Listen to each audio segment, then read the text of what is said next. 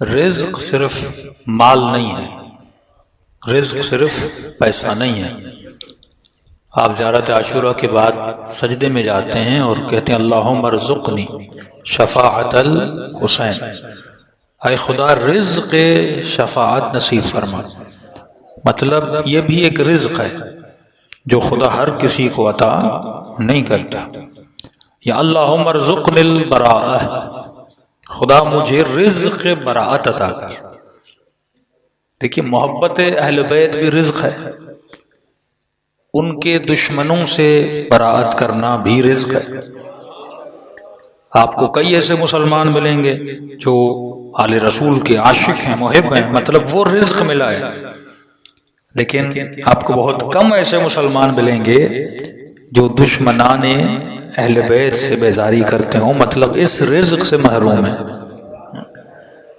اور آپ وہ خوش نصیب ہیں جسے خدا نے دونوں رزق دیے ہیں، مطلب رزق ولایت بھی ہے اور رزق براءت بھی ہے۔ مطلب کسی کو رزق ملے وہ عاشق خدا بنے، پر شیطان سے نفرت کا رزق اسے نہ ملے، مطلب اللہ کے قصیدے تو پڑھے پر شیطان پہ براءت نہ کرے۔ اور براءت کا مطلب یہ نہیں کہ بسم اللہ الرحمن الرحیم کے پڑھنے سے پہلے پڑھے کہ اعوذ باللہ من الشیطان الرجیم اور اس کے بعد کہے بسم اللہ الرحمن الرحیم کہ خدا تیرے دشمن سے براءت کرتا ہوں اور تجھ سے کیا کرتا ہوں، محبت کرتا ہوں۔ تو زبان سے ہو سکتا ہے شیطان سے براءت کرے، پر اپنی زندگی کے 24 گھنٹوں میں وہ شیطان کا یار بنا رہے اور اللہ سے فراق اختیار کرتا رہے، تو مطلب اس نے رزق عملی نہیں پایا۔ رزق صرف زبانی نہیں ہے کہ یا ایھا الرسول بلغ ما انزل الیک من ربک۔ ہر مسلمان جب قرآن پڑھتا ہے تو اس آیت کو پڑھتا ہے، لیکن اس آیت کے رزق سے وہی فائدہ لیتا ہے جو علی کی ولایت کو مانتا ہے۔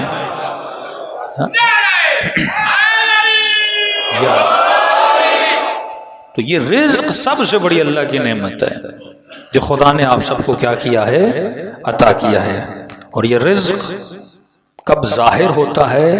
رزق براءت وہ ایام فاطمیہ میں ظاہر ہوتا ہے۔ ولادت معصوم بھی ضروری ہے، شہادت معصوم بھی ضروری ہے۔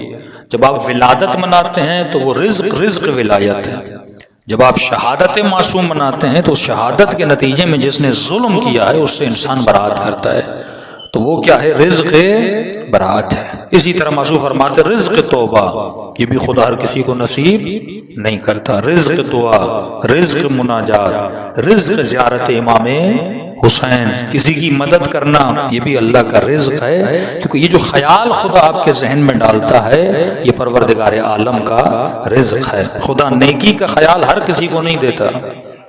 کتنے لوگ اس سفر کربلا میں امام حسین کے ساتھ تھے، لیکن رزق رفاقت کس کو نصیب ہوا؟ وہب قلبی کو نصیب ہوا۔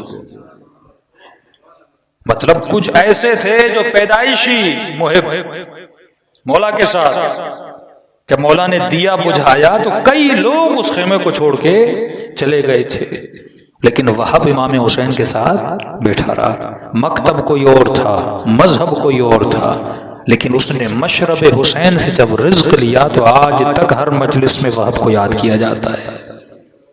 یہ وہ رزق ہے جو خدا ہر کسی کو عطا نہیں کرتا۔